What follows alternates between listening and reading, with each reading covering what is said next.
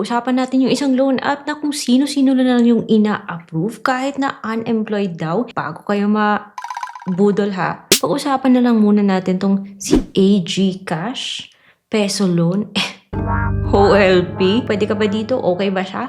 Is it worth the risk? Yan yung pag-uusapan natin sa video na to. So keep watching.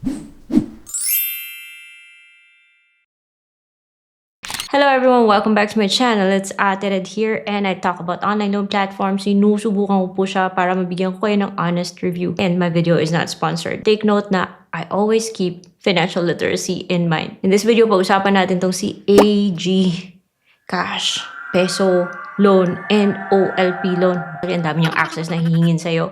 One valid ID lang pero hindi na po siya hihingi ng payslip. Legit ba to? Well, stay tuned kasi yun nga, sinubukan ko siya guys dahil ayoko namang manghiram ng experience ng iba. And as you can see, na meron po tayong mga watermarks. Because meron tayong isa dyan na nangunguha po ng screenshot tapos sasabihin, experience daw nila. Enough about that. Yung loan app na to ay nagda-download lang po sa App Store. Sobrang promising daw, mapapaklik kayo. Akalain mo sasabihin niya doon na pwede daw siyang magpahiram ng up to 40,000 pesos at maa-approve ka in minutes lang. Sobra sa 30 minutes yung hintay ko guys para lang malaman yung result ng aking application. Siyempre, hihingi po to ng ating mga phone number, ano? Tapos mag-OTP ka. Binigay ko sa kanya yung main phone number ko. Kasi alam niyo naman guys, dalawa yung cellphone ko, di ba? So, binigay ko sa kanya yung main phone number ko. Ayaw niyang tanggapin. System is busy daw.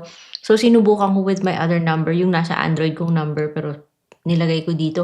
Tinanggap. Mapapa-question ka kung nagdi-delete ba siya o hindi. Yung mga hihingi niyang personal info, medyo familiar na tayo dyan, hindi siya hihingi ng payslip. Magtatanong lang siya kung unemployed ka ba or what. Tapos, how long you've been working here and monthly salary or income. Tapos may pa-survey pa siya, pero ewan ko kung talaga bang nagsasurvey to ha. Sinabi ko no loan, pero malalaman niya naman yung kung talagang legit siya. Hingi daw siya ng 3 contact reference, pero gusto niya naman lahat. May access siya sa lahat ng nasa cellphone mo.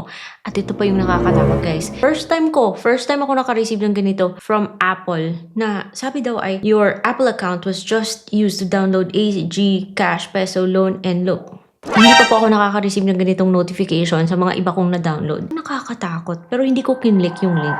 Chinek ko lang other ways na alam kong mas safe para to make sure na safe pa rin yung Apple account ko. Anyways, moving forward, hihingi po siya ng valid ID na andito po yung mga pagpipilian pagkatapos mo magsa-selfie ka. Is it really worth na mag-aksaya ng panahon sa loan app na to? I am doubtful na rehistrado to kahit na sinasabi niyang SEC registered siya. Parang ayoko maniwala. And then, bakit lumalabas iba't ibang loan app within this platform? So, tinry ko yung AG Cash yung nasa taas. Nako! Offer, 10,000 pesos. Ito yung sinabit ko guys. Ang tagal kong naghintay. Only to find out na reject. So, sinubukan kong isa. Reject pa rin. So, mga sobra 2 oras yung inaksaya ko para matry ko yung loan app na to. Ang dami niyang hihingin permission and then reject lang. And sinasabi niya pa doon sa 10,000. Kunyari, ganito lang ikakatas niya. Maniwala kayo dyan guys. Tapos papakita niya 3 payments daw. Pero, wag muna kayong maniwala dyan kasi may kutob na ako ha, na yung loan app na to, malaki po yung kaltas. Ang dami ko na nasubukang mga loan apps na nang-a-approve sila. Parang ganito din yung Peg tsaka Drama, pero malaki yung kinakaltas. Luging-lugi ka talaga. Like yung kinakaltas niya is sobra sa pinipresent niya. Pero may kutob na ako kasi parang tulad din siya sa mga loan apps na dati kong nasubukan na parang ganito. Bali, 2 yung sinubukan ko sa loan app na to.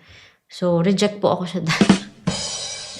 Which I think okay lang naman kasi baka i-approve ka sa sa 7.3 tapos yung matatanggap mo is 4,000 something lang tapos babayaran mo 7.3 pagkatapos nun reject ka na di syempre talo ka dito. Tapos ang dami kong na-sense na red flag kaya para sa akin wag tayo sa loan app na to. Yung isang example ko lang kanina, 'di ba? Ayaw niyang tanggapin yung isa kong number.